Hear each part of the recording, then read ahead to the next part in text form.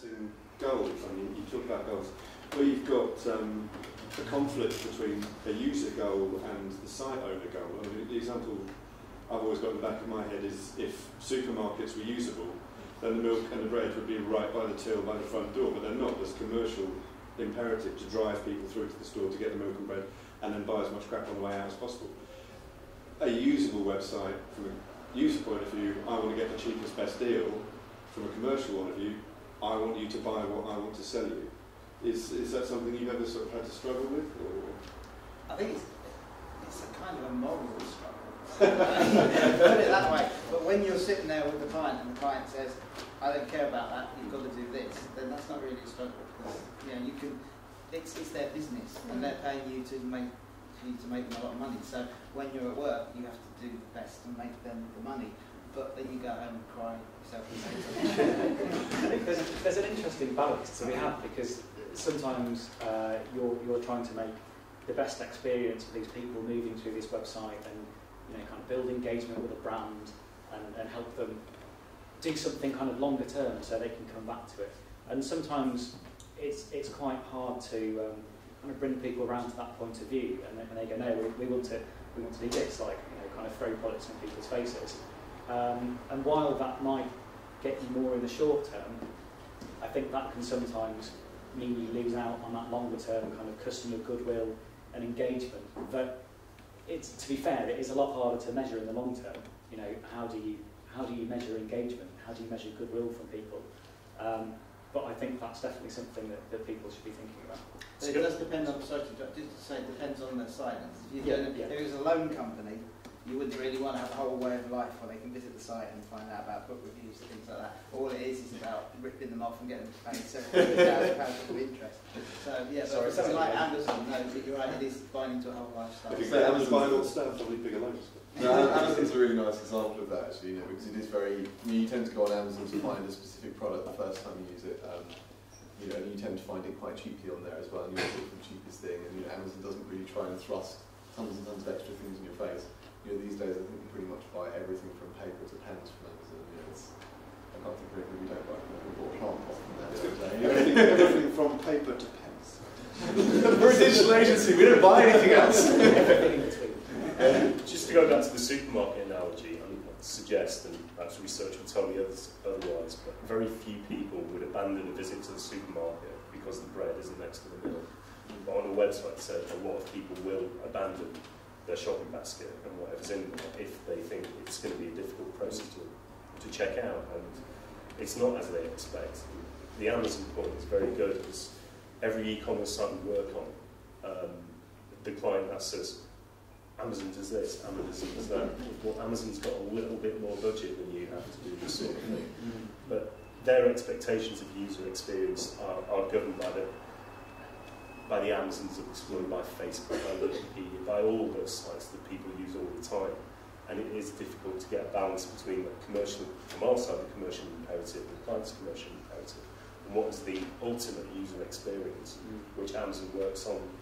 It's probably got a team, including people in this room, working on that every day. But to get that stakeholder you're having a moral dilemma, and the stakeholder wants it to work one way and the user wants it to work another way.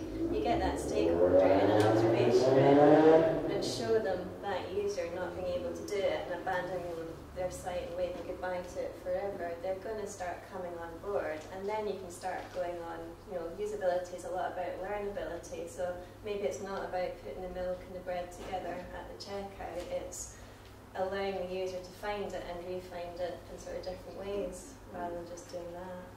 I'm taking the Amazon point to its extreme again. Basically, Amazon is not the best checkout in the world, but it's what people are used to and it's what they're after. There's loads of sites out there. Facebook is a brilliant example. It's a shocking site for usability. When you introduce your family or something to Facebook for the first time, they go, they don't know what the hell to do. It's just awful. But if you do a social media site and it doesn't resemble Facebook, you'll have the clients and everyone going, what the hell is this? You can have the most effective, most usable site ever, and it just won't get past. It's quite interesting, isn't it? Because sites like Facebook, obviously their product is so good. There isn't really an alternative to it. Their product is so good that they can, almost kind of define certain usability standards, I suppose. You know, The because journey, innit, they define yeah, it. completely. You know, I mean, they'll bring something out and everyone will absolutely hate it, but the key point is they will learn how to use it. You know, if you've got something that's that compelling, you almost don't need to worry that much about usability because people will actually form the way that they're used to interacting with things around what your kind of solution to that problem is. I think that's really funny because it's so, a lot of it is so bad and so like completely back to front. But if they change it, people go, why have you changed it? We loved it this way. Yeah. You made it simpler. Yeah. So that's it kind of illustrates, I think, the way there's a bit of a kind of dilemma about how you have to treat users and what users want, because sometimes you have to give people what they want, not what's best for them. Thank you. If you know, for example, what users are looking for in the interface that you're designing, that helps you with understanding user search behaviour on a practical level, defining target keyword lists for SEO. So the two practices certainly are mutually beneficial. Sites that are designed with usability in mind from the outset do tend to be search engine friendly and accessible sites, with things like efficient navigation, correct structure of documents, semantic and valid code. All these things help. They're together are form a virtuous circle. And as I mentioned before, having the entire team involved in the usability process from the outset kind of can counter the creative tension you find within an agency, or at least ensure that all parties understand what each other's imperatives are. And once you've got the team working on the user journey, see that does have an impact on how things are designed visually, and the designers buy into that process from the very outset. You've also got to bear in mind that the users aren't landing on the homepage, so people think about user journeys and optimization. You've got to get your SEO guys in straight away and get them involved, because you're going to land on a page that's deeper in. So you've got to bear in mind why they're getting there. Look at the journey from that page as well. Again, touching on the team thing, because of our panel today, we've got 5 people who are from strategy, create, design, build side of things, and we've got Fiona, who's from an agency which is focused on the usability, on the user experience. So I'm going to ask you, more than everyone else, about who should be responsible in that team. Obviously everyone's got different ways of doing it differently within their agencies, but with you more as an outsider, where do you think the decisions should be taken and the meetings should be had?